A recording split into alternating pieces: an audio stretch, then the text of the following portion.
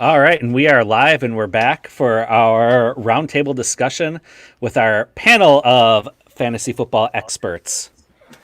You damn right they're experts. They're also fantastic folks, lovely people, wonderful human beings. I'm going to keep using similar adjectives and nouns to describe them. Let me just cut to the chase here and read off the crew, this star-studded crew that we have with us. So we have Kate Majuk, who you can find on Twitter at FFBallBlast. You know her as the co-host of the Ball Blast Fantasy Football podcast. She's a writer for Roto World and 4for4 Football. There's also a website, ballblastfootball.com.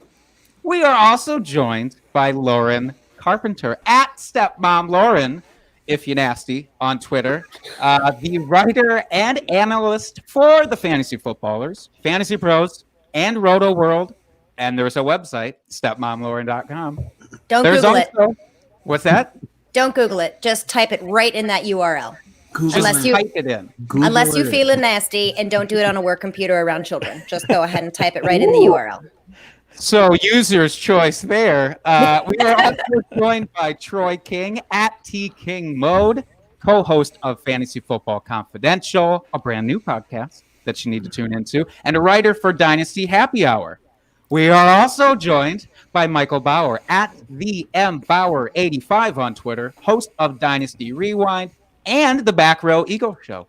Welcome to you, one and all. We are stoked as shit. Yes, welcome to the show. You forgot to introduce my dog. Oh, God damn it. Baker is on here, too. Baker Madjuk is also on the podcast, probably giving us the hottest takes and hottest dumps of the evening. He's actually wanting a pillow, so I could be giving you that spicy footage. Hey, when in Rome and all that, you guys do what you got to do. But look, we are the Drinking and Talking Fantasy Football Podcast. So if you are drinking, we'd love to know, and our listeners would love to know what y'all are drinking. So what's in the cups, folks? I shall kick this off. I'll just because I want to.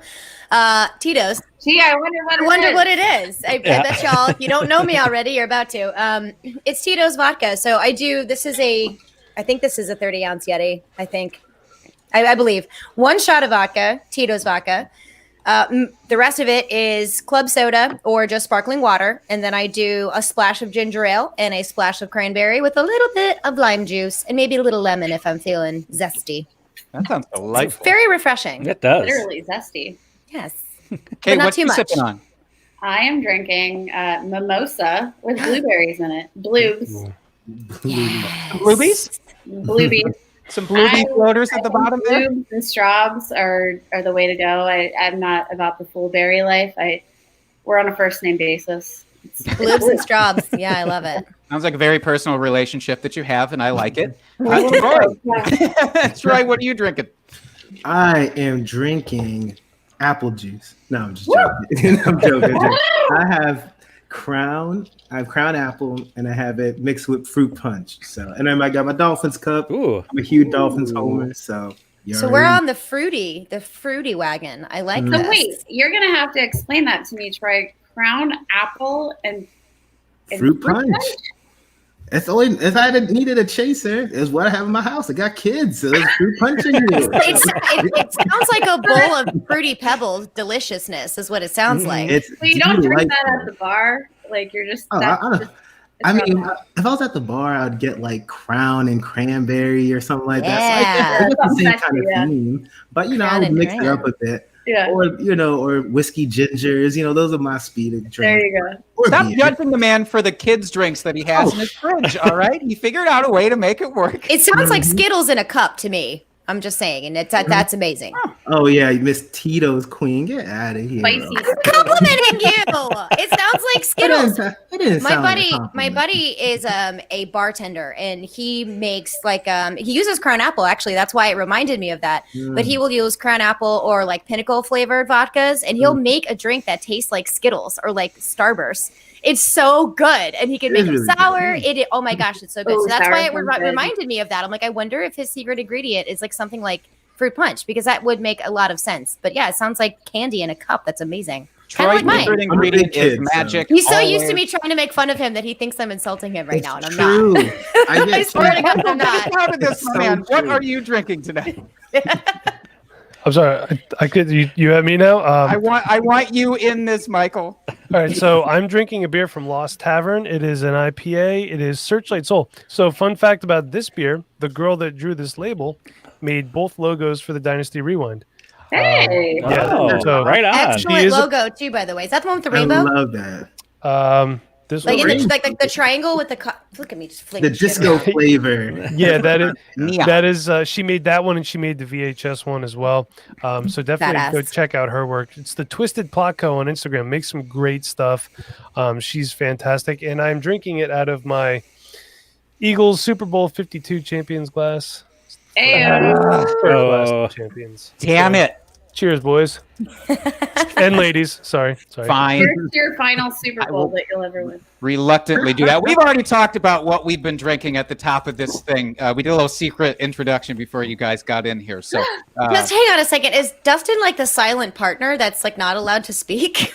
I never He's the let him producer. speak on a podcast. Actually, Dustin, if I can, just real quick, I don't let him talk. Please speak on for his me. podcast.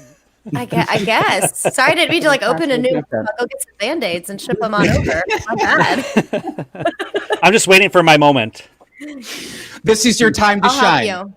Dustin, we are going to get kicked off though here now that we've gotten all the drinking out of the way, or the announcements We of don't the have it out of drinking. the way. That's out of the right. way. Yeah. Announcement. Yeah. No, the drinking's just started. Let's be Yes. honest.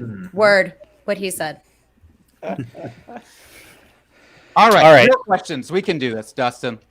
We can. So, I don't know where to start. So, what do you guys expect for the 2020 season here with what we've got going on with COVID? I know so far there hasn't been a whole lot of positive tests here in the NFL. Do you guys expect that to continue? Or is it going to be more of a NBA type situation where they've done really well? Or is it going to be more of the baseball situation where they have teams that basically have to forfeit games and cancel because their entire team gets infected? Oh, like the St. Louis Cardinals. Thank you for bringing that up, Dustin. You're allowed to be quiet now. Moving on. Hey, Sore spot. Brewers all the way. St. Louis Cardinals fan.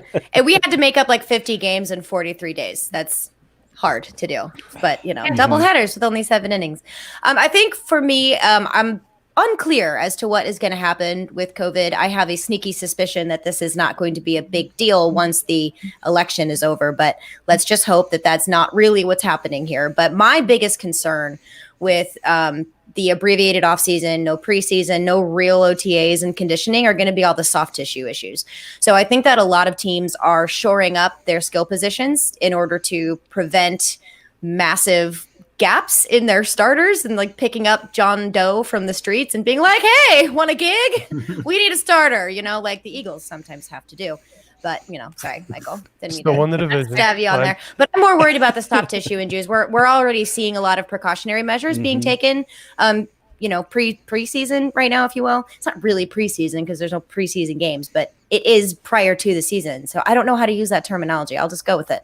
So that's really my biggest concern is going to be all the injuries that we're going to see and tackling. Like, are people going to remember how to tackle and like take hits? I hope so. They're like, ow, I have a bruise. What is this? I There's going forgot. to be a lot of booping into each other and like a lot of, Like, sorry. tag, you're it. Like, that's how like I would the play football. Minnesota, the Midwestern little. Mhm. Oh, sorry. Oh, Yeah. You trying to get through? I'm sorry, man. Have at it. Yeah, let me hold the door.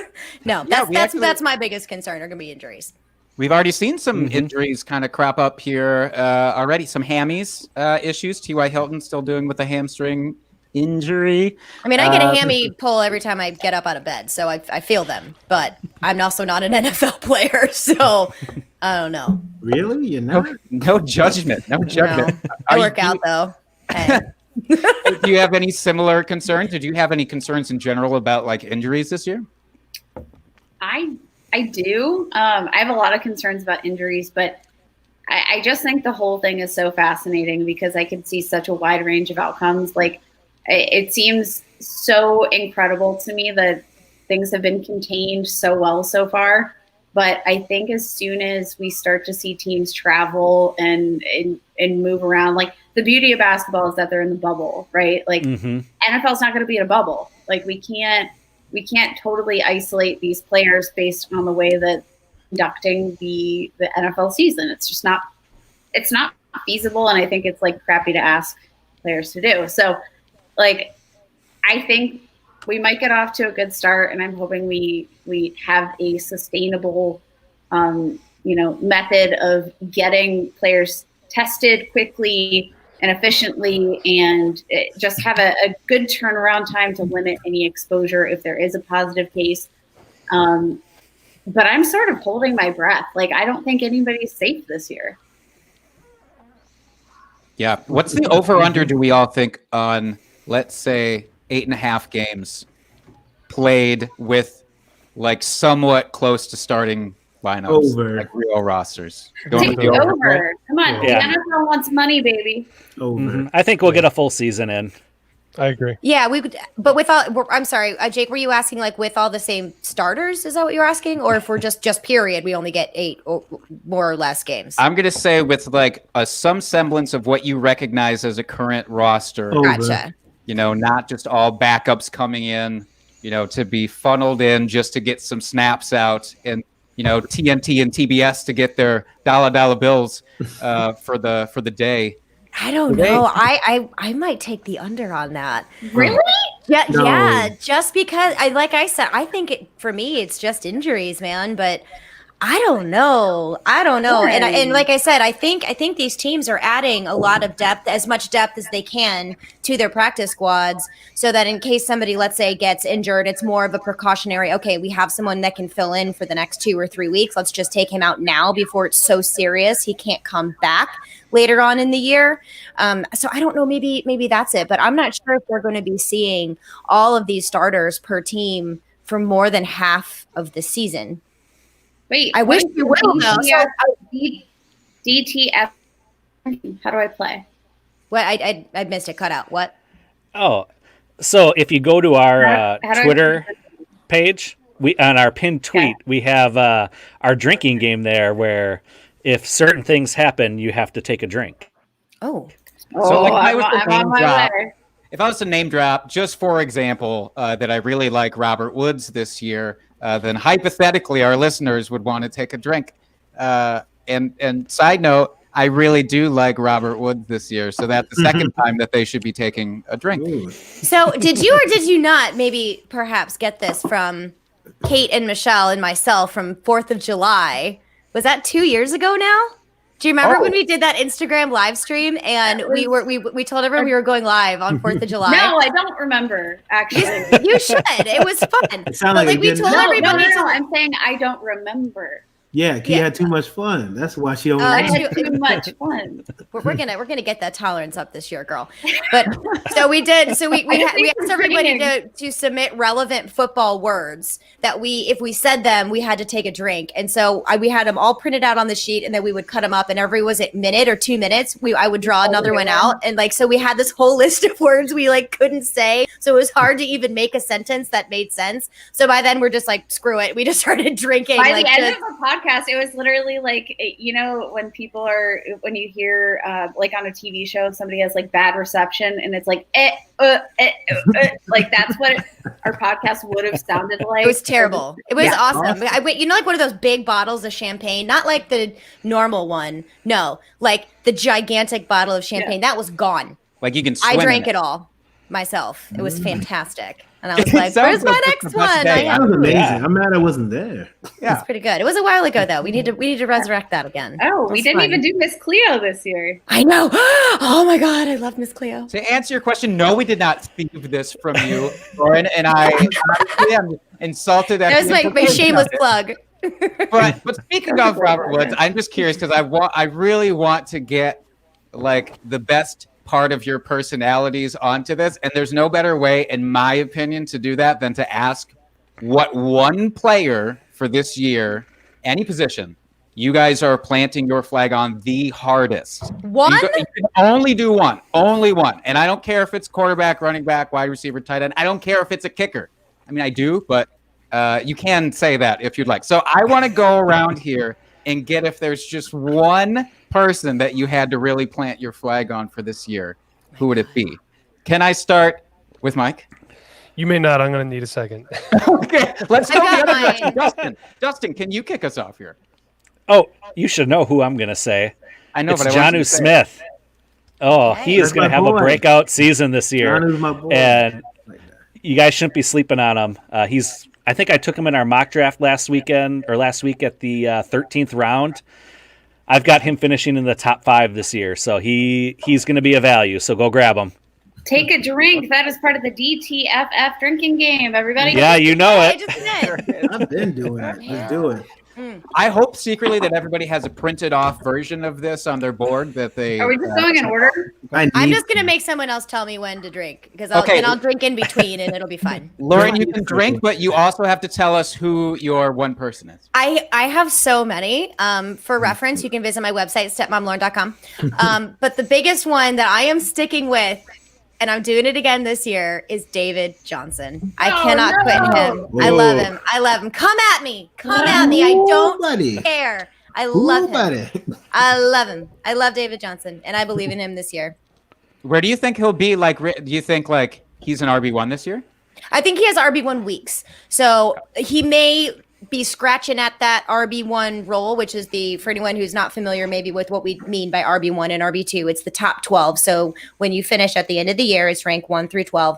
I think he's going to be really knocking on that door. I don't know if he's going to finish as an RB1, but I think he has potential to have very solid RB1 weeks, which is what I like when you can get him, 4th, 5th round as my RB2.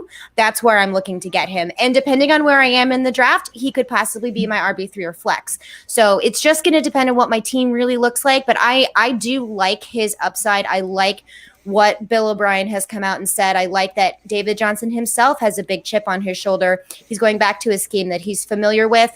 He said himself that he wants to work well with Duke Johnson. There's a ton of vacated targets, and there's a lot of research that goes to show that not all these vacated targets, in fact, a majority of them, go to the pass-catching running back. They do not automatically go to the wide receiver, and David Johnson has some of the best hands as a running back in the league. So that's why I really like him. I won't hesitate to take him, and I won't hesitate to reach for him. But that's just me. There's a lot of risk involved, but I'm planting my flag with David Johnson. I respect it. You're playing with fire, but it could be a majestic fire, like a fireworks show. Like a purple fireplace like I have behind me? Yes. Yes, exactly like that. Your fireplace? Super bougie. I can change fireplace in colors with Florida. it too. It can be like pink and turquoise. Let me see if I can change it. You guys continue. All right, while you're figuring that out, Kate, what is your one I'm actually most interested if you can narrow it down to one. Not Zach Moss. I feel like I just have these guys. Zach Moss is the obvious one, so we're not going to go there. Like, I am so sick of talking about Zach Moss. Like, I'm not, but I just want to watch him play football. Like, and also, so like, it's so funny, like being in our house because like I'll be on a podcast downstairs and Michelle is guesting on a podcast upstairs. And I can hear us having like the same conversation. Like, what the hell is going on with Zach Moss? Like everybody, and it's I'm ready for him to ball out. So we won't even talk about him, except you need to draft him, unless you're in a league with me, then you don't. But he will win you your fantasy league, and I will literally, if he does not break out this season, if he is not the running back that I evaluated him to be, I literally do not know. Your head. Like, you'll shave her head. You heard it here on the podcast first. She's going to shave her head if he doesn't. Her hair is far too beautiful, Jake. You be quiet. With a shaved head, trust I'm me. not shaving my head. I just No, girl. I know, and it looks beautiful. You look fabulous. I've really gotten me onto the Zach Moss train myself, honestly. So she was saying if he doesn't hit the way that she thinks that he's going to hit, she was going to do something drastic. Now we have to talk her back from the cliff. Kate, what was it? I feel like I'm going to lose my identity as an analyst because I literally life goes on. I was so confused. I was like, what am I seeing in this dude that nobody, because we got like pooped on so hard, just poop raining from the skies when we pronounced our love for Zach Moss, and people are like not nice. Like people are not nice to Zach Moss. Now you all are because the beat reporters are on it. but you weren't before, and I welcome you onto my train now. But like, I was so like convinced in my mind before I knew that Zach Moss hating was like a cool thing to do, that he was going to break out. So like, if he doesn't, I'm gonna just question my whole knowledge base. But it's Tyler Higbee. Oh, I love Tyler. I'm a Tyler Higbee fan. I like that answer. Love Tyler Higbee. They are going to smash in that offense this season. You saw literally as soon as they switched to that 12 personnel grouping, they absolutely killed it. They were moving the ball. They looked like a different team. They didn't look like the crusty, like they looked like Jeff Fisher Rams. Like in the first half of last season, they were not. They were stale. They were yeah, that was bad Rams. And in the second half of the season, they looked explosive again. They looked exciting. They looked like they had energy again. I think a large part of that is Tyler Higbee. And like just even watching him play, it's not like he makes these spectacular like contested catches. Like no, he finds a way to get open, get separation, and I think that's so sexy to watch on the tight end. You know. Yeah, I think you and Dustin are going to have some words over Higbee probably at some point, because I think we might have found the anti-Higbee. Do you want to have them after he has a top 5 season or before? Ooh. Ouch. Yeesh. I like what's happening. Let's go, Kate. Let's go, Kate. Troy, as I've just had a him on buffer, those if you can talk us out of this fisticuff situation that I feel brewing right now. I'll be the peacemaker. All right. Who is your one person for this year? If you have to go with just one. Well, you stole my Robert Woods thing, so I'm not going to go Robert Woods. So I'm going to plant my flag on the one and only Cam Newton. Ooh! So one, I'm mad about the fact that they was announced the starter today. I'm like, are you serious? We all knew he was the starter. That's Jarrett Stidham stuff. Like, get out of here with that. I was so mad. I'm like, look, it's gonna be Cam Newton. You're getting him as now his ADP is finally going up. His ADP was criminally low earlier, but now he's about like, according to Fantasy Pros, he's about QB 14. I think he's gonna finish the season as a QB 1. You're not getting that many rushing quarterbacks that late in the draft. We've seen he's not going to be old Cam or MVP Cam, but he's going to rush enough, and Josh McDaniels is going to use him in a way where he's going to be effective. He's going to get rushing touchdowns. He's going to run the ball, and obviously his passing game, he's going to be. He has good enough weapons. We are with Julian Edelman and now Harry. Like he'll be just fine. He had worse weapons. I mean, he had Kelvin Benjamin. God's sake. So if he's gonna be able to do his thing. So for me, I'm super excited about Cam. I'm planting my flag. He's gonna end the season as a QB1. Draft him. You're not gonna regret it. I'm trying to get him everywhere I can. One quarterback, super flex. I don't care. That's my dude. I love it. I like it. Can I brag really quick and say that he is my QB4 on a particular dynasty team that I'm in with somebody else in this group here? I thought you were going to say he's like your quarterback 4 on the season. I was like, oh! I don't know if I'm quite that bold, but I fully believe and am with Troy on this one that it's easy top 12 for him if his rushing floor looks like it used to. Mm-hmm. I love Cam. He's gonna smash. So, Mike, have you given some consideration here? Yeah, I don't know why it didn't come to me sooner. If you listen to the Dynasty Rewind at all, you know that I love me some LaMichael Pirine. I thought coming out of Florida, he was the best player in Florida. Sorry, Porkman, I know you love Van Jefferson, best route runner in the class, blah, blah, blah. Van's going to be fine. But my guy for this year is actually Jay Sternberger. I have him in pretty much every league that I'm in. I like that. Love me some Sternbergler. I knew that Dusty would love that one right there. But, Kate, I do have to disagree. I don't think Tyler Higbee is going to have a top 5 season. I think it's going to be a hard time for him to have a top 10 season. As a matter of fact, deep dynasty dive for you guys. If you want to wait a year or two, go ahead and pick up Bryson Hopkins out of Purdue. He's 3rd on their depth chart. However, if Everett and Higbee move on, as they are slightly older than him, he could be a good value for you to get right now, stash on your taxi squad. Well, going with a deep, like you need a medical professional there, deep dive. We roll deep at the Dynasty Rewind. And, I'm going to use it. Kate's mad at you. I'm going to use a term that a kid I'm really not that mad because Tyler Higbee just signed a really nice extension this season. Exactly. That's okay. They can have two tight ends. I think Everett's gone probably after this year next, to be honest with you. We don't And then need him anymore. Hopkins can step up. But I'm going to, that deep dive right there, a kid used this at the shop the other day. That was low-key fire, if I may say so. You're welcome for that. I'm learning the lingo. It's not working out so well. Yeah, learning that and crushing it, clearly. I'm middle-aged. It's not working out. That's fantastic. Yeah, I already look. It's Robert Woods for me. I'm not going to yawn on about this because people are already tired about it. I'm sure if you've listened to this enough, I can't get over it. So I'm just very excited that everybody had somebody come to mind right away. That was almost right away. That was very indicative of how they expect this season to play out. I'm also curious to go the other end. And maybe we can do a reverse here, a counterclockwise of the person who you maybe a few months ago, were high on, somebody that you've really fallen off of lately. And I'll kick us off just to kind of get this going a little bit. I was actually kind of really excited for Melvin Gordon in Denver. When that was first announced, I've so softened my stance. I think I was just disrespecting Philip Lindsay way too much, and was appropriately disrespecting Royce Freeman, I think. But I was inappropriately disrespecting Philip Lindsay. Hey. And I'm sure he's a lovely person, but I just don't see a world where Melvin Gordon, like maybe a top 15 guy this year, and maybe you'll be happy about it for half of those weeks even.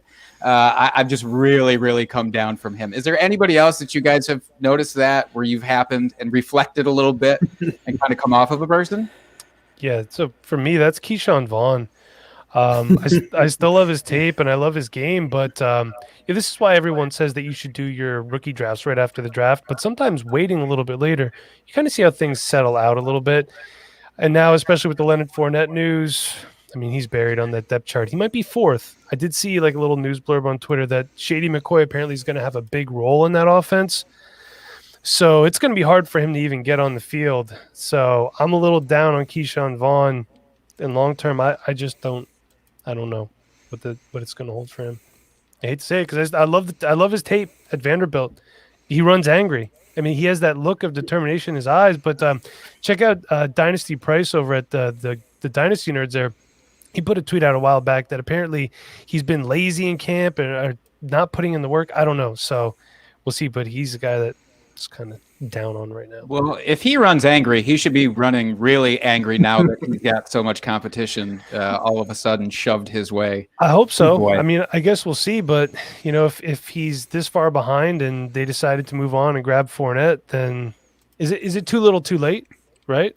I've heard some varying reports about just from – I have a couple of contacts, loose contacts in Tampa Bay.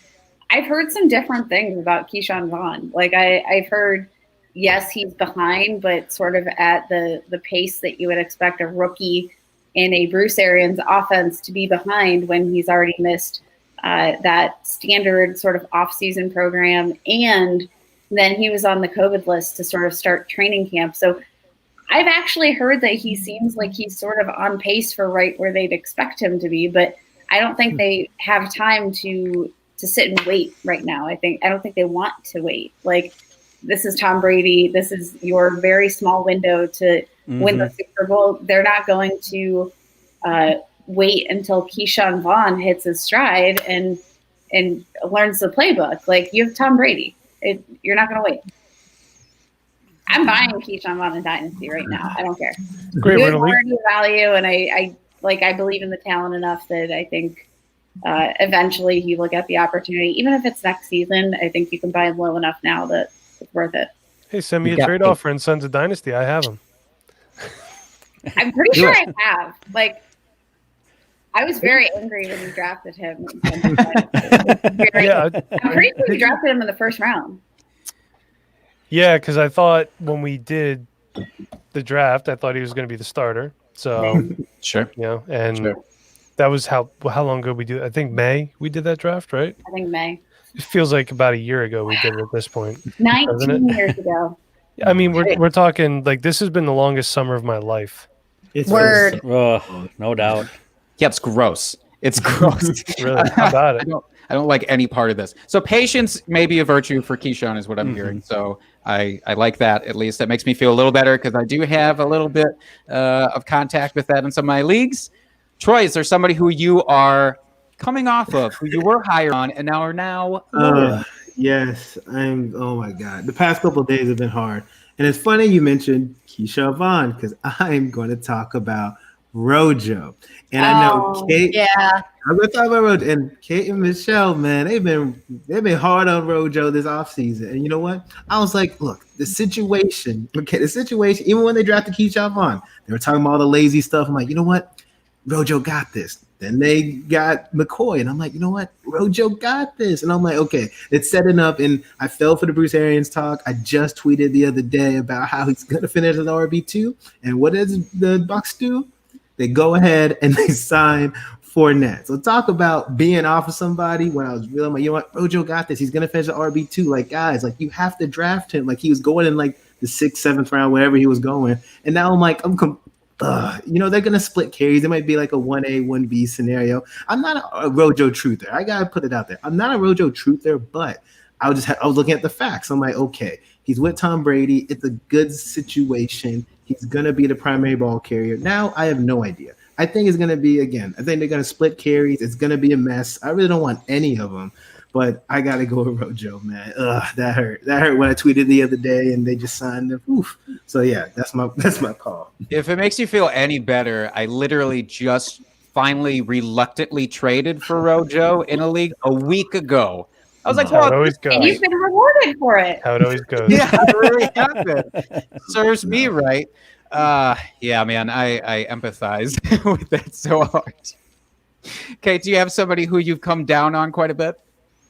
Yeah. So it's actually not a guy I've been like super publicly in on whatsoever, but it was a guy I was excited to see return to the field in 2020. T.Y. Hilton, I was super pumped for his potential with Phillip Rivers. I don't particularly like Phillip Rivers. I don't think he's all that great. I don't think he's all that talented. I'm sorry. I don't like to watch him play football, but guess what? He doesn't give it like. He's literally like Ryan Fitzpatrick light. He just makes bad throws and he doesn't care about it. Like, or he might care about it, but it doesn't stop him from making those bad throws. Like, he chucks the ball up. And I think that's so important for wide receiver upside. And I was very, very excited about just that sort of opportunity for him to maybe get a quarterback who is willing to push the ball down the field a little bit more. And no, I'm not buying into those hammies. You fooled me once. What does Michael Scott say? Fool me once, shame on me. Fool me twice, strike three. Like that's what this is. Ty, we're done. I was with you on that. Unfortunately, him and AJ Green are really hard for me to quit for whatever reason, and they're both basically the same person. They're too legit to quit. Yeah. They are. Their hamstrings are not, but they are too legit to quit, unfortunately. Lauren, do you have somebody who you've really come down on over the last couple of few months? I literally just was on my other screen, like scrolling through every player on, ADP, and I'm looking and I'm looking and I'm looking. I'm like, no, I don't have a player that I have been interested in that has fallen in my rankings or in my perception. I really don't. I have players that I'm avoiding that I won't go anywhere near who may have kind of moved around a little bit due to off-season news. But no, I'm the guys that I have invested my off-season in, which are aplenty. I still like them. If there is one that I will say, it was going to be Le'Veon Bell, who I absolutely adore.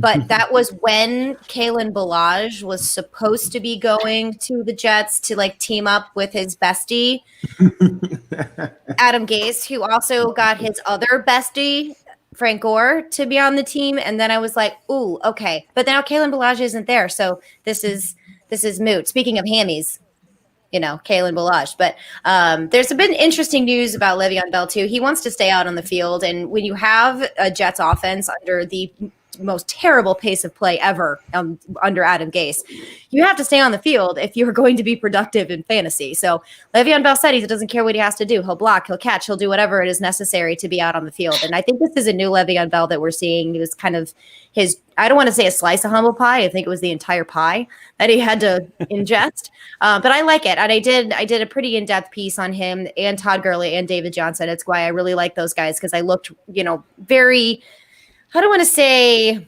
specifically, but I looked deep into their souls. No, I didn't. I didn't do that. I looked at their environment.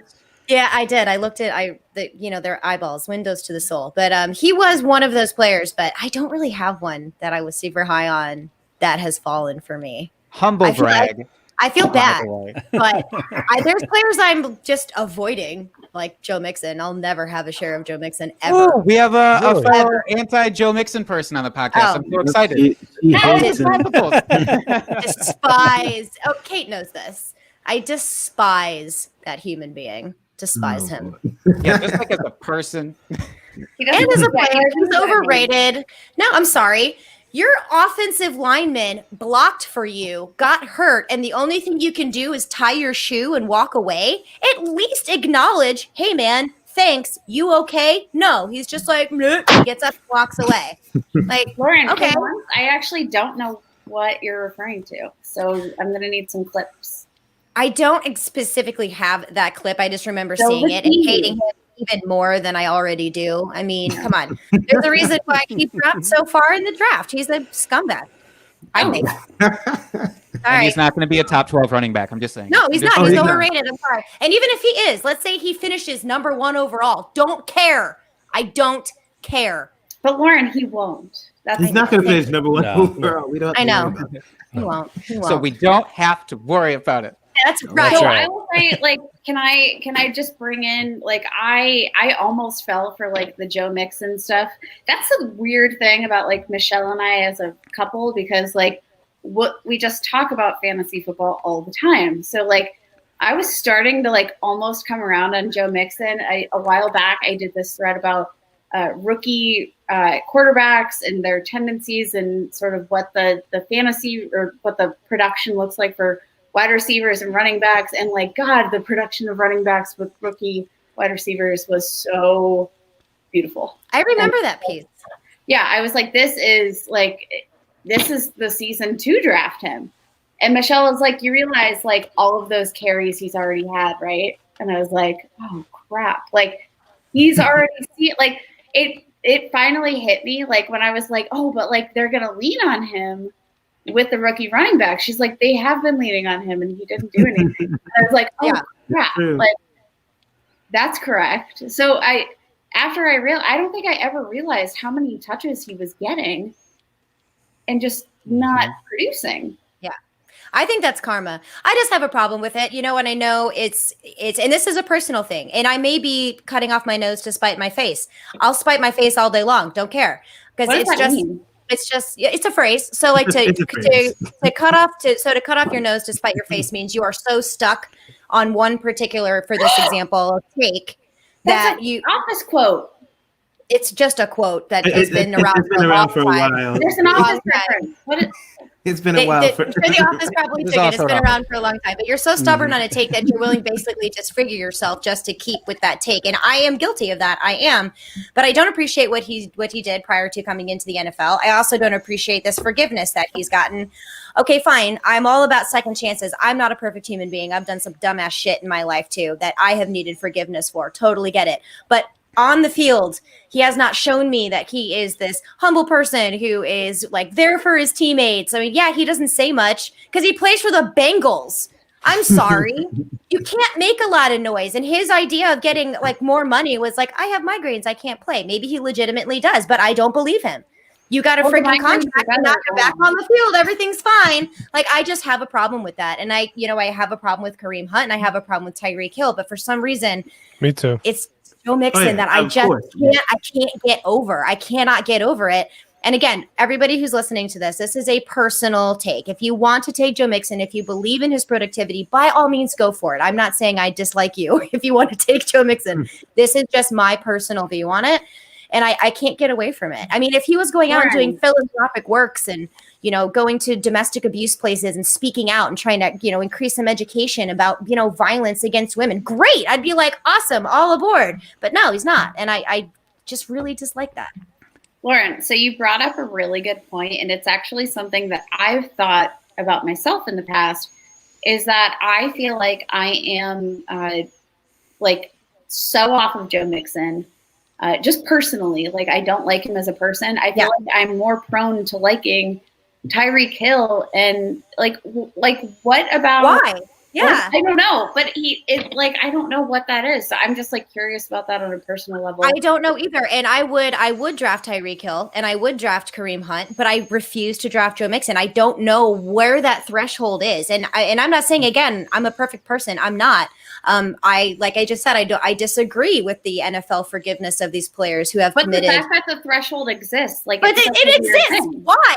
I don't know. That's a good question. It's a psychology thing. It's a psychological thing, I guess. I mean, I feel like Joe Mixon's flown so under the radar with his version of it, whereas Tyreek and Kareem, theirs seem to have a little bit more emphasis on it, like a little bit more of a spotlight seemed to get put on it. Whereas Mixon, I mean, obviously coming into the draft, it was, but ever since then, it's just been kind of like spotlight's fully off of it. And I think that's a little bit of like my own personal resentment about it. Is like, no, wait a minute, where the hell did that spotlight go? Yeah, maybe that's it. Like, hey, don't forget everybody. And I think that's another thing too, maybe. But I also feel like, and I could be totally wrong on this. Again, this is just an I feel, not an I know. But I feel as though Kareem Hunt and Tyreek Hill like kind of apologized, at least in some marginal way, where I feel as though I haven't heard that from Joe Mixon. But I could be totally wrong. I don't know. But it's just like I hear his name and I get mad. Personal feelings. Like it definitely.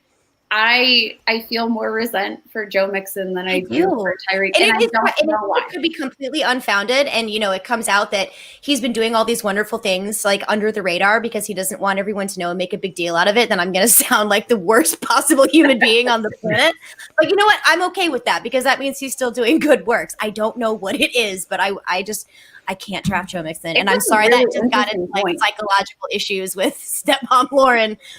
But hey, this is Drinking Roundtable. We're allowed to talk about this, right? You're goddamn right you are. Absolutely. And also, I know you said you wouldn't judge anybody for, you know, drafting him really highly or you wouldn't hate anybody. I'll take that mantle for you. I kind of will. Just even from a fantasy perspective, I'll kind of hate you a little bit if you take it. I won't because that means whoever you were going to pick that was actually going to be good, I have a better chance of taking. So that's true. If they're in my league, I will not hate them. Not on draft day. But Dustin, I don't even think we've talked about this in previous episodes about like who you and I would have fallen off of here. We've talked about like people that we think will bust and all of that, but I don't think we've actually talked about who would drop down. So who's your drop down person? I'm just going to round out the Tampa Bay backfield discussion here this evening. It's Leonard Fournette. Last season, he was one of my drinking buddies. That was so great, Dustin.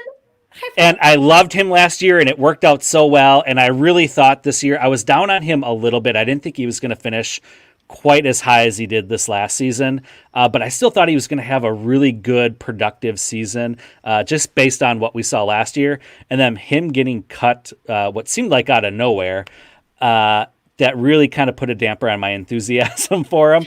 And now he's just in the mess of a backfield there in Tampa Bay. And it just makes me so sad because I thought he was getting drafted so late.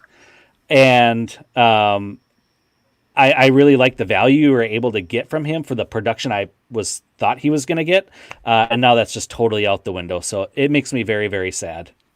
I hear you. I know I missed a little bit of the Keyshawn Vaughn talk, so I apologize. I'm kind of jumping in here. I did a little bit of research here, and, you know, Bruce Arians has come out and he's like, no, Rojo's my guy, like, quote, my guy. The last time he said that was in December, when he had to come out and reaffirm that Rojo was still his guy after Rojo missed a tackle to get Jameis Winston sacked for their only turnover of the game. And he promptly benched Rojo in favor of Peyton Barber. Now we're going into 2020, and Brady is a little bit better than Winston, and Fournette is a little bit better than Peyton Barber. So what happens when Ronald Jones misses one tackle to get Brady sacked? He's gone, and you're going to see Fournette out there. So how soon is that going to happen? Because, again, Leonard Fournette is productive. He didn't have the fantasy numbers we all wanted, but I think he had over 300 touches last year for over 1,600 total yards.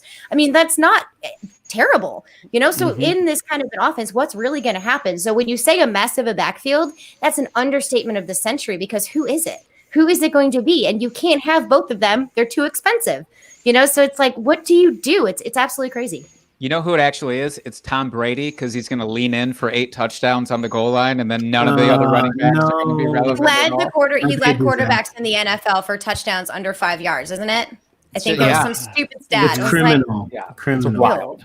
It's like, wild. because everyone's afraid to touch him. They're going to get mobbed if they it's Tom Brady. You just got to be like, tag, and whatever. He normally falls down anyway. He normally falls down anyway, but it's maybe a little bit more on the line when he's at the goal line. Who knows? But I don't know. That's so true. It's so true and so gross. So can we get? I want to get some perspective here on. It's weird because roster construction is so important for fantasy football, and I feel it's maybe the thing that's talked about the least in general, because we all want to talk about individual players, which is fantastic, and we should, but there's also a real strategic value to how you construct a team. And so me and Dustin have been in a home league together for I don't know how many years now. Dustin, 6, 7? 7 years now.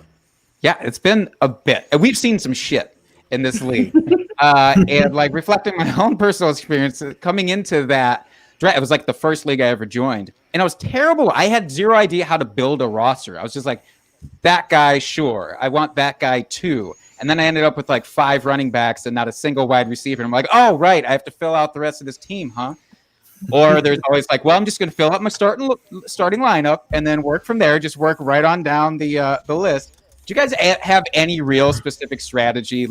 If you're on the board draft day, do you have an honest strategy about how to fill out your roster, even in general, or more so for this year based on, COVID concerns and all that? Okay, I'll go ahead and jump in here because I am going to jump off after this because my company just arrived. Total old school phrase. Right. I know that. My biggest strategy, this is just a PSA, I guess. I've covered a lot of different strategies for fantasy pros. You can see them: 0 RB, 0 wide receiver, all of these things. The best thing to know when you are going into your draft, be fluid. Just be fluid with how you're approaching things. Have your cheat sheets ready for the way that your league scores, and make sure you are getting guys at a value. If you're in the beginning of your draft or if you're at the end of your draft, it's okay to reach for your ADP. Or if you're in a really, really good league, sometimes ADP goes out the window. It's always going to depend on who you draft with. Always, always, always. So be very fluid and be very flexible, but make sure you have something handy for when somebody snipers your guy and you don't fall into the dreaded draft tilt and then pick Tavon Austin in the 5th round because he was the first name that popped up. I did not do that. I was on a live stream where someone did do that, and his name, I'm not going to say it, but he works for the NFL Network, and I was watching when he did this. It was pretty funny. What does it rhyme with? Just tell us what it rhymes with, and then you won't technically know. Okay. No, won't do it because it's very obvious if I say who it rhymes with. He's a friend of mine. That's why he suggested it. He'll admit it too if you say, "Oh my gosh, you did that tilt pick." But yeah, it's pretty funny. Just remember to stay fluid and be flexible when you're drafting. But I'm a big proponent of getting my roster set. I like that. I like having, okay, now I have my starters at the correct ADP that I have gone for. So when I'm filling out my bench is when I really like to take those dart throws. I really like to look at that. Less dart throws this year. I'm going to go a little bit more safety, and I am going to be drafting more than one quarterback in a single quarterback league, as well as the tight end position. I'm going to be looking to shore those up more so than I ever would in any other year. Nice. Doubling up on the onesies, just kind of anticipating injuries and all that. Absolutely. Injuries, sickness, who knows? Because it may be a situation where this, let's say, I don't know, the center, gets sick, that's the quarterback is all up in the center's business. all the time. So who's to say that quarterback, even though he's not ill, is going to have to quarantine for 2 weeks? So I need to have another veteran that I know is going to be a starter. Hopefully they don't both get sick at the same time. But that does mean I am going to have to sacrifice some of those dart throws I normally would have taken in a previous year without having to deal with this kind of injury concerns and illness concerns. I love that. Yeah, sounds like you're drafted in our home league here. I'm going to need to use some of those tips in our home league, I think, this year just to stay above water. But Lauren, if you have to go, thank you so much. We don't want to keep you from your company for so long. Okay, it's not an old phrase. It's company. I'm having company. I use it too. You're good. I know TK was like, who says company? I'm like, I do. I know I'm 36, but I mean, you guys are old timey, both of y'all. I'm 35. I'll be 36 in January. So yeah. Okay, us old timey. Oh God, I feel so old. How old are you, Dustin? Are you like 27? 40. Really? Nicely done. Wow. Well played. Oh, thank you.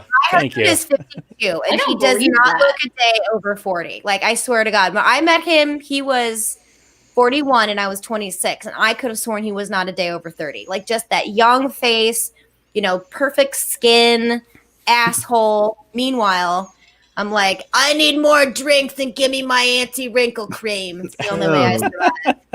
By the way, are you saying that he is an asshole or that he also has a perfect asshole? I really could not follow that. I actually had the same question for a second. And then I did not have that question. No, men are all assholes because they all age well. All right. You're like fine wine. Okay. We are not. We're like grapes in the sun. Raisins versus wine. Not good. Not good. We have surgery and facials and chemicals that burn our skin off just to regrow some nice pink stuff. So enjoy your youthful, lovely men's skin. Lauren, I think that the takeaway is be a wine and not a raisin. I like that. Does that mean I'm allowed to wine? It's beautiful. Yes. And I can eat cheese then. That was so deep. Somebody stitch that onto a pillow. I want it. I do. Be a wine, not a raisin. That needs to go on. That is going on my wall. I've been wondering. Look, I've been wondering what to put. Look how this room I have up there. I am going to put that above my door. I'm going to put that right above my door. Be wine, not a raisin. Be a wine, not a raisin, baby. I love it. I think that's perfect. Ferment. Don't wither.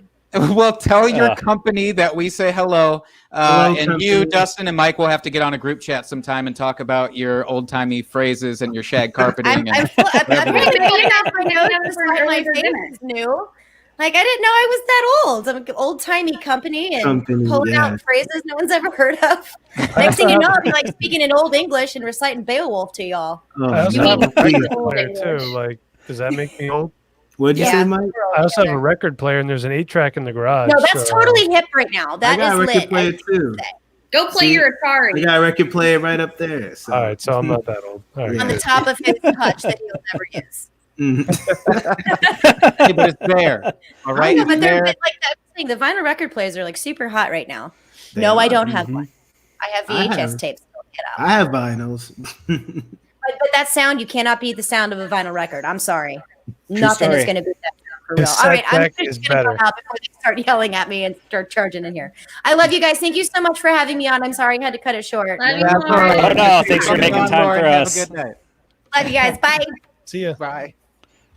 I feel like our sponsor should be Metamucil now. We should go back and actually redo the ad drop that we did at the start of this thing. I feel like some Werther's Originals. Sausage fest. No. But so getting back to some basic roster strategies that you guys have, is there anything else that you guys are kind of leaning towards more, either generally or this year, that you've just found yourself like, oh man, I can't get out of a round without having so many wide receivers, or I can't wait until a certain round to get a quarterback. Like, I have to be an early quarterback person this year. I will say, so my general strategy for this year, and not that it's been on purpose, but like this has just been sort of the way I've seen my drafts roll out so far. I've been heavy on running back early, and I've been hitting those mid-tier wide receivers so hard because I've realized that there are a few of those guys going in like the 4th, 5th, sometimes 6th round that I have projected really highly. And I like Terry McLaurin, I did my best to stifle his projection. I actually had to bump him down. So like when I initially did my projections this offseason, he came out as the wide receiver 4. And I was like, oh crap. Like, gotta adjust that. Like it didn't work. So like I really had to like look at my projections, and I had to like actually take the time to move him down and be like, all right, I need to project this guy back to reality. Like there are these mid-range guys that like between him, AJ Brown even I think is a great value for his potential ceiling. There are so many guys. DJ Chark, oh my Lord, is that boy going to catch a lot of footballs?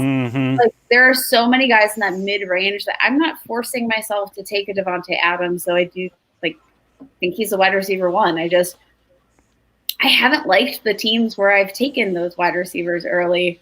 They haven't worked out for me. But can I be honest? Is this a swearing podcast? Oh, absolutely. Oh, so this year is fuck it year.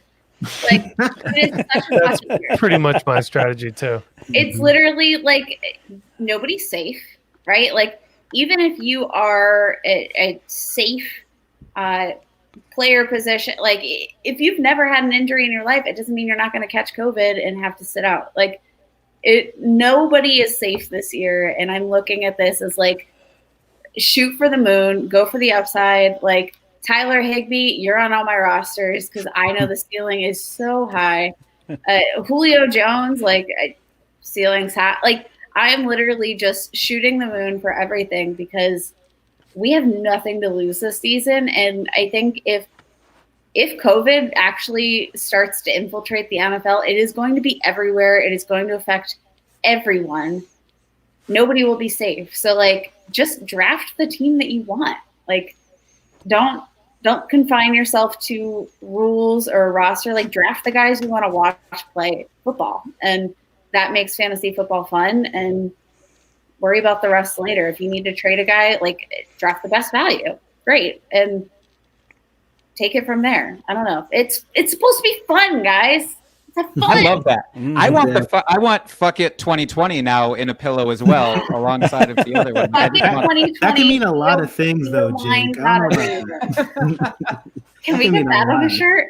We can put all that on a shirt. And Troy, I want that to mean all the things. I want people to come over to my house, see that on the couch, and not really know what they're getting themselves into. You know, like, do I stay? Do I take my shoes off? Do you want them to be like sort of like almost feel like they know what they're saying? Like they almost understand it, but they're like, I don't really get it at all. Like they're gonna sit on the opposite side of the room from that pillow. I'm sure of it. I think it'll. I'm not going anywhere near that pillow. Oh my god! So if that's how I save my seat. Loves me enough to order me that pillow, I need that pillow. I'm sure it's on Etsy somewhere. Perfect. Mike, you said you're kind of following the fuck it vibe for this year too. Does that mean, are you also kind of embracing homerism maybe? Are you just going like, screw it, I want the guys who I want to watch more? No, to be honest with you, I've never been like a homer fantasy football guy. You know, I'll have very few. You don't have anybody to draft. There's plenty to draft. Why is it gang up on Mike night tonight? I mean, what's up with that? I'm sorry. I've been drinking. It's fine. I don't care. You know, there are a lot of good things to draft in Philadelphia. I'll go over them quick. There's Carson Wentz, first Eagles quarterback to throw 4,000 yards in a year. You have Zach Ertz, one of the best tight ends in the NFL. Jalen Reagor is hurt right now, but could be their wide receiver 1. Miles Sanders, ever heard of him? Pretty good. Boston Scott could have some good standalone value, but as far as the fuck it 2020, I find that if you go into drafts saying this is my strategy for this draft in this league, you're not going to win, because you need to, like Lauren said, you need to be fluid with your drafts. You can't go in and say, I'm going to go 0 running back, I'm going to go 0 QB in this super flex league. You just can't do that. I'm going to talk about it again. Garrett Price always says take best player available. So thank you, Porkman. Porkman, why do you look so angry in that picture, dude? Seriously. I would tell him, man, he looks scary. Yeah, but Porkman, he's like you the gotta get a least, better appy. yo, Porkman is the least scary person in He the is. world, though. He And I'll tell you is. what, I have had the opportunity of meeting Porkman in person. He's one of the most fantastic people I've ever had the opportunity to spend an afternoon with. So, Porkman, you're my dude. Love you. All the guys in the Dynasty Rewind, you're all my dudes. The only one I haven't met yet is Chevin because he lives in Arizona. But we are going to make that happen eventually. But back to drafting, you can't just go in with a set strategy like I'm taking quarterback this round, running back this round, wide receiver this round. It just doesn't work. You know what I mean? Because if you miss out on DeAndre Hopkins, if you miss out on Nick Chubb to get a different position just because you want to go there, how's that going to work? So you have to go into your strategy should be fuck it, but I want to win this thing, especially in redraft. It's not dynasty. You just got to go for the gusto. I don't know because you guys predominantly dynasty here on Drinking Talk Fantasy Football. Honestly, I don't listen to the podcast anymore. I always watch it on YouTube when I've had 6 beers in me. So you put the mute button on. No, mute button. Turn down the lights a little bit. No, dude, Dustin's voice is so soothing. I love it. Seriously. Like, I appreciate that. I kind of want you to come read me a bedtime story sometime. But I am game for that. You give me a case of beer, I am all over that. I'll send you guys some more lines. How's that sound? I love it. Good? Kate, you're a fan of The Office, right? I am literally obsessed, and I want to get a tattoo. So I sent Jake and Dustin each a bottle of Lion's Head, which Dwight drinks in the series. So really? it is a real thing, and it's fantastic. It's actually my preferred beer, but I'm going crafty tonight. But it's a good beer. So are you guys mostly Dynasty? Or you're everything, right? We're everything that you've ever wanted us to be, Mike. I mean, what kind of question is that? No, but it's during the off season, we're certainly more dynasty focused. Mm-hmm. Now we are turning on the heat for the redraft here, obviously because it's a week away from real fucking football. By the way, I just can't wait. Which is bonkers. My pants just got tight saying that out loud. I might push the desk over a little bit. Kind of party for the overshare there. Women are here. There's here. One woman is here. Dog sitting like. That's why I only record from the chest up. Everybody should know that by now. It's in my Twitter bio. Troy, I'm very curious to hear now. So we've gotten everybody's fuck it version of 2020. Do you have a fuck it version of 2020 for your roster? Fuck it, be wine, not a grape. Well, Kate said it all, but so I would say that my strategy, right? So my ideal strategy, if my draft can go perfectly, it's gonna go running back early, middle round receivers, late tight end, late quarterback. But you gotta be flexible, just like everybody's saying. So in the draft I just recently did on ESPN, when their ADP, oh man, that's not all over the place. So I was drafting, right? I got Saquon Barkley. In the second round, I'm like, okay, running backs were flying off the board. And then I'm like, you know what? The best value there was Kenny Golladay. Normally, I don't want another wide receiver there, but I'm like, hey, that's the best one. And then I saw like David Johnson and Todd Gurley going like in the third round. I'm like, I'm not going to do that. I'm not doing that. So I just kept getting receivers. And you know what? That's not my normal strategy, but I had to adapt. You have to be adaptable if you want to win. You got to grab value. But overall, my ideal strategy is I love my running backs. I'm a running back guy. So that's really my ideal, what I would prefer to do in terms of my bucket strategy or whatever. But you know what? I'm like everybody's saying, I just want to have fun. No one knows who's going to get COVID, who's going to get injured, who's going to stay healthy. So for me, it's all about having fun. I'm trying to get my guys. There's certain guys I want on my roster all the time. I already mentioned Cam. I love like Hollywood. I love Robert Woods. If I can get them on my roster, I am, because I want to root for them every week and watch them play. So that's kind of my strategy. I like it. Fuck it, 2020 cheerlead for your guys. And get running backs if you can early. Mm-hmm. It's been hard for me doing like mock drafts because I keep passing up running backs because of exactly what you talked about. Like I always have a guy in mind that I'm going to take for a running back at that spot. It just happened last week on our mock draft episode. And then there'd be a wide receiver or maybe a tight end there that I was just like, well, I can't not draft this guy. I heard how far they fell. Mm-hmm. So it just happens, man. It just happens. But Dustin, do you have any? I know you have a burning question actually that you wanted to wrap up on here. I do. Since this is the Drinking and Talking Fantasy Football podcast, what are some of the best and or worst drunk trades you guys have ever made? Kate, Or go first. seen Or seen, yes. Yeah. Been in the room. I mean, we've all been there. We've all had a couple drinks and like, ooh, let's make some trades and send some stuff out, see what happens. And then the next day you wake up, you're like, oh, fuck, what did I do? Oh God. Dustin, do you know what mine is? Could you pick mine? Do you think?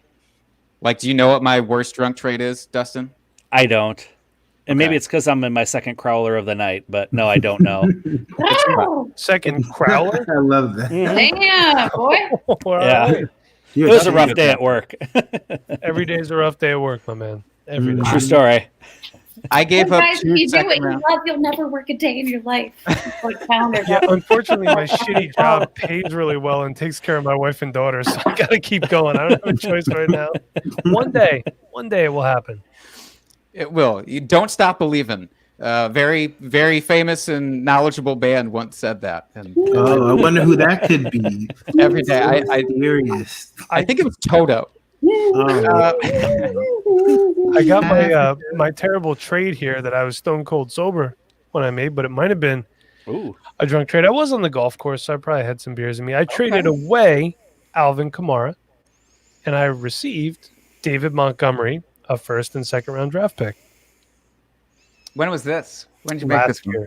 Last year when Kamara was kind of stinking, my team was in the tanks, so You never sell low, man. yeah. That's a lesson. Well, I let someone talk me into it when I was a love couple that. beers in on the golf course and having a good time. So, and actually, this same guy, can I bounce this off you guys real quick? I hate to do it. He sent me a trade offer today. Okay. I would send him Alexander Madison and a second round pick, and I would receive Jordan Howard and a fourth. Wait, repeat that one more time. Okay, I would send him Alexander Madison and a second, and I would receive Jordan Howard and a fourth. No. Oh, Yeah. Get that's out awful. of here. That is so god awful. Okay, thank you. Okay, so when I terrible. declined it, he laughed at me and said, "Good luck this year." It's like my team in that league isn't great, but I know that. But I did just get Matt Breida for, like a late second that I didn't have anybody there I really wanted with the way the draft was going, so I traded that for him. I think he could be a decent running back 3 for me. I might be on the brink of playoffs, probably not a championship team. I know that. But still, he has Dalvin Cook. So Alexander Madison is better for him. That's more value for him. That trade helps him more than me. Yeah. And his team is the team to beat in the league. I don't want his team to get better. We need to help you get retribution for that previous trade, and that was certainly not the way to do it. So No, it's okay because now I'm going behind his back and telling everyone in the league, yeah, no, that's a bad trade. You don't want to trade with him, man. I can help you out over here. So that's terrible. sowing the baby seeds steps. of mistrust. baby steps. That's how it works. But that is my worst trade. And maybe it's not the worst I've made. I'm sure I've made other. That's the one I regret the most, which to me makes it the worst. Fair. Hey, that's fair. I think that's right. I don't remember. Hey guys, so I have Michelle on the line. She's not here, but she's going to make a special appearance. What? What's Am up? I on? Can they hear me? Can you hear her? What's up, Michelle? Yeah, we got you. Hi, I'm on. So I hate Kate for right now for calling me, but yes, one time I did trade her. Wait, are we talking? There's been 2 terrible trades. So there's one time I traded her Julio Jones for Deion Lewis and Chris Hogan. That was fun. Oh, God. And then another time I traded her Charles Clay and she got George Kittle straight up at his rookie season. Ooh. Oh, my God. Love you. Hang up the phone. Kate. Hang it up. That was terrible. Oh. That's the most He was savage so shit I've mad ever that I heard in my just life. Calling up for upgrade. that and then just piecing out Oh. immediately. I love it. Oh my God. Yeah, it was a rough. Oh, no. It's been a rough 6 years since Michelle met me because she just hasn't won in fantasy since. Can I ask you to recall the level of drunkenness that she was at for some of these? I actually don't think she was drunk enough to justify. like Michelle can drink. I'm shocked. But like she was not drunk enough to have made those trades. Like they were, but you know what? It was like literally peak. Like you guys remember Chris Hogan hype? I remember. You remember it? Oh, that was a. And you remember Deion Lewis hype, which is so. It's weird time. Yeah. I actually wasn't referring to the George Kittle trade, but that is awesome. Yeah, let her bring it up. There you go. Yeah, Well, no, that was all her. I just had to get her involved because those were some bad trades, and you guys didn't get to hear her talk tonight. So Those were real bad. I'm glad that you brought her in to share Thank and you. commiserate on that. That's pretty hardcore shit. I don't even know if you can top that. But You Troy, can do you cry the have whole way anything home. that comes to mind? I don't think I can top that. The thing that really I'm thinking about last year, I'm pretty sure I did a trade where I traded away Scary Terry. And I got him off of waivers. Oh, And I remember I traded away Scary Terry. And I think I got, I'm trying to remember. I think it was like someone like Danny Amendola or something like that. Because he had a big week of like a bunch of passes. You know, like Scary Terry was like a rookie, and I'm like, okay, like, you know, I'm into Redskins, but I traded away Scary Terry. It was redraft, but I traded away Scary Terry for like Jamie and McDola, but it was after a hard night. But I think that was probably one of my worst trades I've ever done. That was pretty ugly. Look, Danny Amendola is going to get 70 targets this year. So he's gonna get it was. I regret that. He's gonna have like 40 receptions for 40 yards, man. You can't top that. hey, that's disrespectful. It's going to be like 67 yards at least. Yeah, but Kate, that's like 44 points on the course of a year. That's not that bad, right? Not bad. Not That bad. might be- He had like 10 targets one game, and I got excited. And I'm just like, He did. It was his first game, and he got peppered with targets. It was wild. Guys, I haven't even told you my worst trade. Oh yeah, what's your worst? I forgot. Did it I involve told you Mason myself. Rudolph? In my first Dynasty League ever, I'll never forget, I was drunk and in the drive-thru of Taco Bell, Hollywood, Florida. Florida, On the way home from the casino. And I was in my first Dynasty League. I had no idea what anything was in Dynasty whatsoever.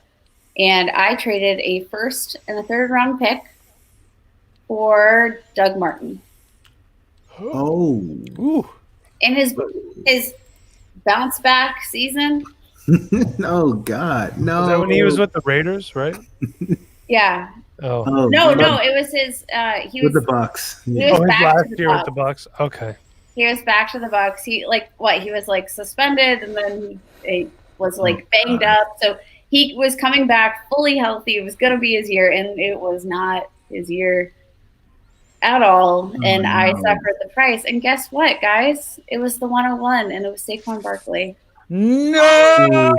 Oh God. Kate, while we're talking about Saquon Barkley, what do you think of that trade that Michelle made in Sons of Dynasty League?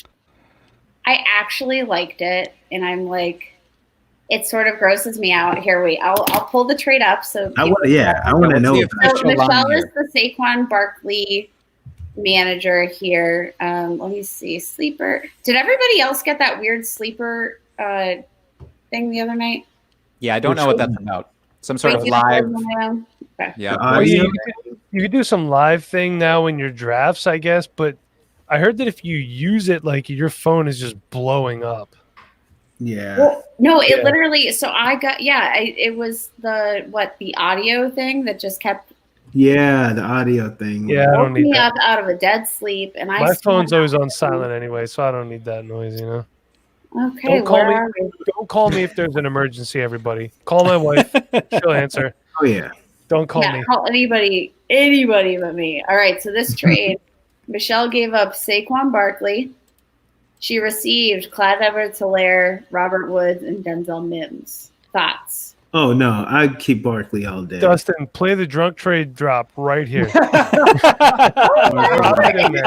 that bad? Yeah. Okay, Look, so I'm even a big Robert Woods guy, but holy shit, you can get a She lot. should've- You can get so much more, you know. she should have gotten a first on top of that, And seeing as I know the guy that she traded with has 4 firsts next year, he could have sacrificed one. Clyde Edwards-Helaire is great. Don't get me wrong. He's going to be a fantastic running back in that system. But Saquon Barkley, he's 101 or 102, depending on how you draft. I mean, and I get why she did it. If she's a CEH fan, she got her guy. And Robert Woods could be a wide receiver 1. Absolutely. And who's the third piece in that? I forget. Denzel Mims. Denzel Which Mims. I will say, I think Michelle is higher on Denzel Mims than consensus. Especially right now, nobody's high on Denzel Mims given the injuries, and just the fact that the Jets are so bad. Yeah. But The division is wide open, but I think she could have gotten more for arguably one of the best running backs in the NFL. that is fair. I think she could have gotten more too, to be honest. And I would have loved if she would have gotten more, especially considering who she traded with.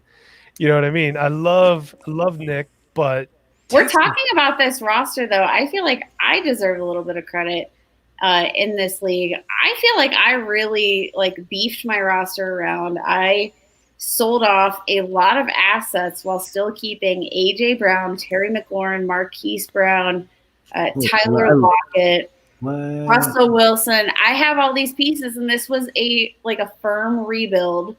And I got Zach Moss, A.J. Dillon. I got a lot of pieces in the rookie draft, and I'm pretty sure.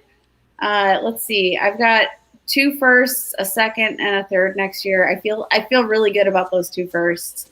I feel like I deserve an award. Keyshawn Vaughn's for sale. He's on my bench right now, I think.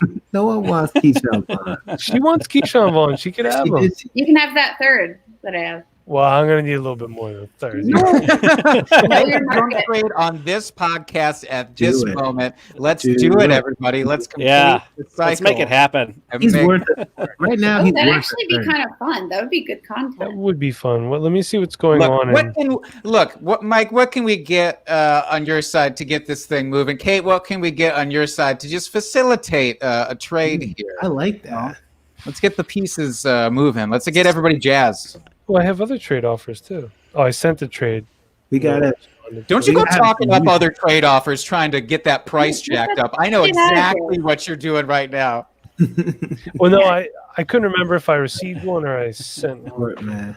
All right, let's see. MJ Bauer, do your worst. Ooh, Raquel Armstead. Do you want to just trade one of my two of my firsts for Raquel Armstead? Wait, do I have Raquel Armstead? You do. I'm looking at your team. That's why. Also, Kate, I'd like to, while we're live on air, you also have 2 players no longer eligible on IR. Please move them out of IR. That's some real shade thrown on the podcast. Wait, I know you actually just cut out. What happened?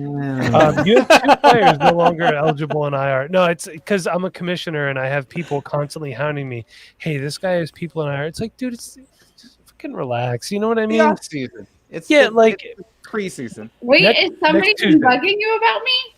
No, like in my other leagues. I have people like, hey, this guy, they got people not on IR anymore. It's like, dude, chill.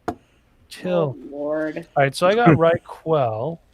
No, you want, what's his name? You want.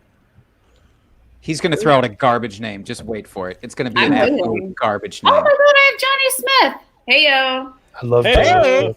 I'm high on Johnny Smith this year. Dustin, you are too, right? Let's see. I have Daryl Williams. That's the understatement of the year. Handcuff to CEH. Kyle Allen. All right, it's become abundantly clear that this trade is actually not going to happen with the names that you guys are throwing out here. Harris. Can you do us a favor? Can you throw out, because I do want this to happen, and I hope that it happens, and when it does, please throw out the trade for us and tag us in it so that we can talk shit about it next week on the podcast. That's all we want to do. We'll figure something out. Why you have a lot of first-round picks, though. I also have Traquan Smith, who I hear is primed for a breakout. Everybody looks good at camp. What they say. It's what they say. We'll get Peterson's also starting running back. Oh. We're gonna get this figured out. Actually factors into my worst trade that I ever made. It was his first year in. It was Traquan's rookie season. I was like, I want some Traquan action.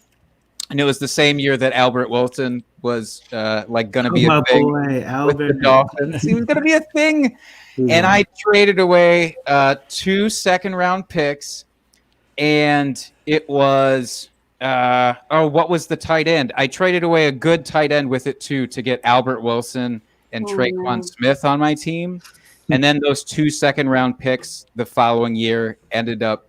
One of them was AJ Brown, I believe, because it was like a 201 or something. It was like early seconds, both of them. And now I forget who the tight end was, but it was the saddest. I reflected on it later, like a year later, because you know how do you guys do that? Do you ever go back through your trades you've made, like your trade history, and be like, and vomit? I get too sad. I try not to too much. Yeah, I get so sad about it. It made me so depressed for like the full day. It's like, no, what have I done? It was sad. It was real sad. Dustin, do you have any? You've had a shit ton of bad trades, right? Oh, come on. I don't make bad trades. I don't get drunk. It's fine. I'm a champion drinker. Guys, I have to head out. I love you all. Kate, thanks for joining us. Good hanging out. Thanks for having me. Bye, guys. Bye. Dustin, I know you had one. So one of the worst trades I've made, and it just happened recently, and it really makes me sad. So this is a team I just won the championship on this last season, and just looking to add some depth to my team. So it's a 1 QB league, nothing special, no PP, or it's PPR, but no tight end premium, anything like that. So this was about a week before the opt-outs started happening. I got Damian Williams in a trade and a late third round pick, and I gave up Daniel Jones. No. So basically ended up being Daniel Jones for a third round pick. Wow. Yeah, it was. That was not good. No, it was a little disappointing, to say the least. I was hoping to add that depth. I've ever heard about that trade. That's bad, bro. It was bad. Hey, which one of you guys is Dustin? Are you able to put comments up on the screen? Yeah, absolutely. Can you put Porkman's last comment up on the screen, please? All right. Fuck you, Porkman. He says my team is booty in that league. I have no choice but to trust him here, Mike. I'm sorry. Yeah, absolutely. It's pretty bad. I was trying to make the playoffs. I was trying to do this and that, and it didn't work. Look, but you've assessed. Now you can go back, rebuild, reload, do whatever you got to do, and you'll come out swinging later. I'm sure of it. I will. I mean, it might take some time. You gotta, and this is one of those times where you have to, in the dynasty leagues, you need to play the waiver wire and be smart with how you move guys. So, play it like a redraft league this year. That's how I'm going to do it.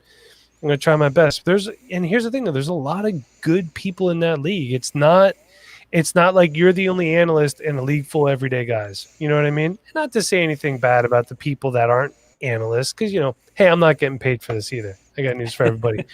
But, that's not true. I've heard your Manscaped advertising.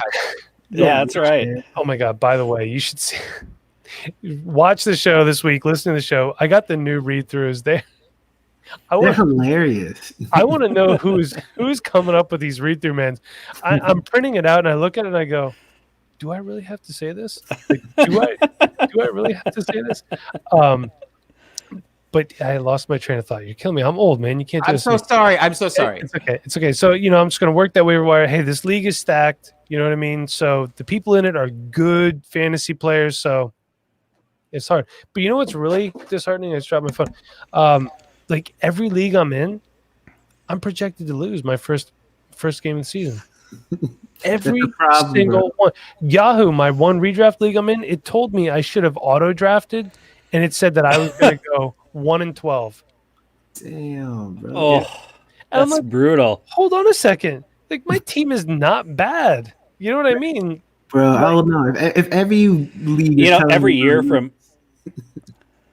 ESPN after our home league draft, my teams are always like C+, C minus. Like my teams are just awful every year, or according to ESPN. So I don't take any stock in those. Me neither. You should. Yeah.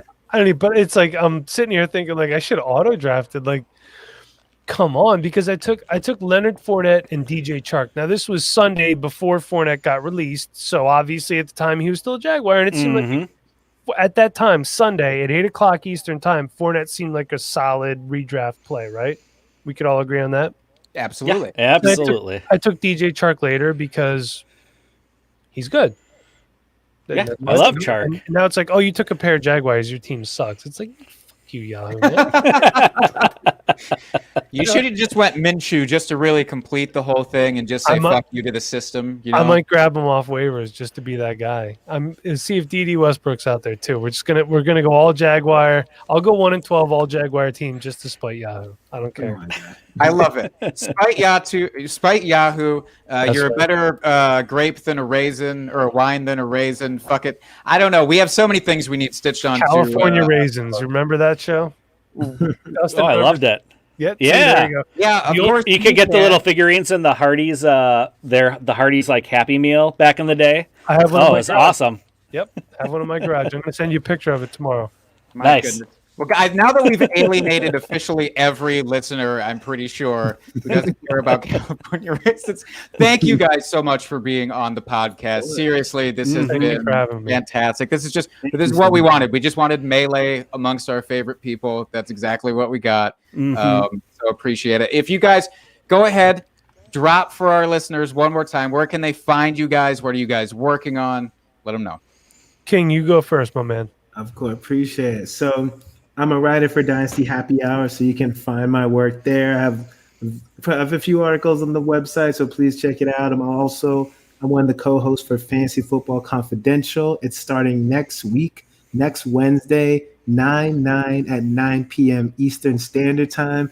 Check us out. It's going to be me. It's going to be John Bauer and Mitch Sorensen, the dudes from Dynasty Theory, and the one and only Linda G. She's at Lindelian on Twitter. You know, she's a rock star. I'm so excited to be joining forces with them. We're a crazy crew, but, you know, our content obviously is going to be fantasy football related, redraft, dynasty, DFS, all that. We're going to get into deeper issues as well, like race in fantasy football and also women in the industry. So it's going to be a really in-depth show. So I'm excited, but also you can find me at T-King Mode on Twitter.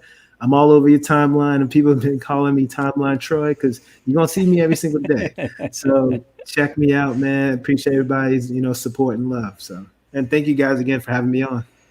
Absolutely. Absolutely. And Mike, where can the folks find you?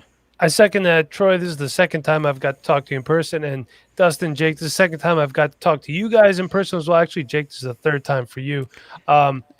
Before I tell you where I'm at, make sure if you're here because of anyone else, you go hit the subscribe button to Drinking and Talking Fantasy. Mm-hmm. Subscribe to that YouTube channel. These two handsome gentlemen, you want to see their faces as much as you can. You can find me on Twitter at TheEmbauer85. If you listen to Dynasty Rewind, you'll hear that I want you to subscribe to this show, not this show, but the Dynasty Rewind. At Dynasty Rewind, we're coming at you guys every Friday night live, Saturday morning on your podcast player.